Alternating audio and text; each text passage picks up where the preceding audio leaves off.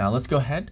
We'll do a more formal exercise here of customizing a specific portlet and using a fragment to do so. So before we do, let's take a look at what the steps are going to be. So we're going to be taking a look at the polls portlet within our example. So we're going to use a fragment to override the polls portlet, and just kind of very simple, but we want to get an idea of what this looks like. So the steps are going to be create the fragment module. We'll use the wizard, override the JSP, and then deploy it.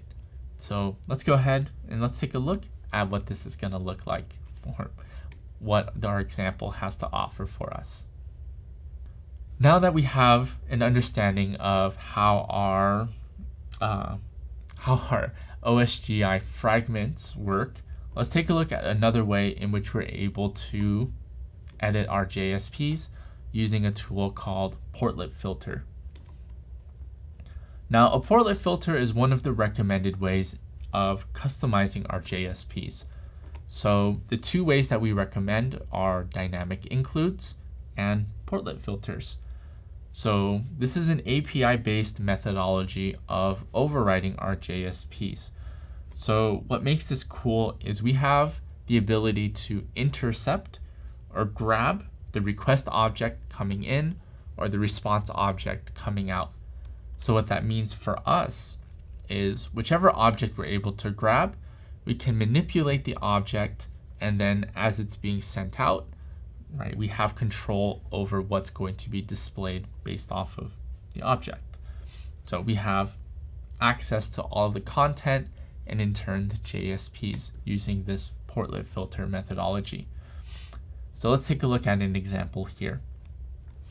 So just like everything else we create, we first need to find the interface or superclass that we're going to be implementing. In this situation, we're going to implement the interface render filter.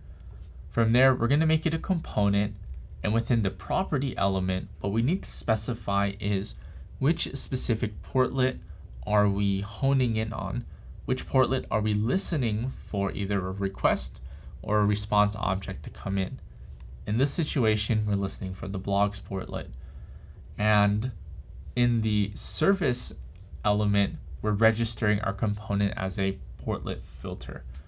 From there, we need to implement a specific method. In this case, we have to implement doFilter, and then we can have our manipulation of the JSP within that doFilter method.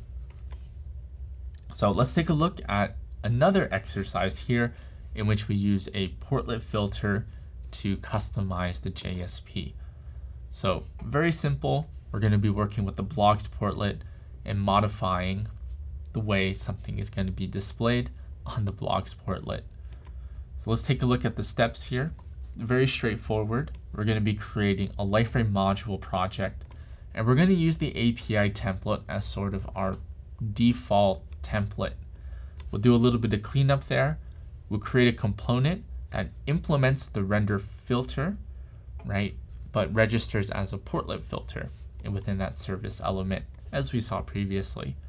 We'll override the doFilter method, and then we'll deploy and test this out. So let's go ahead and take a look at another example.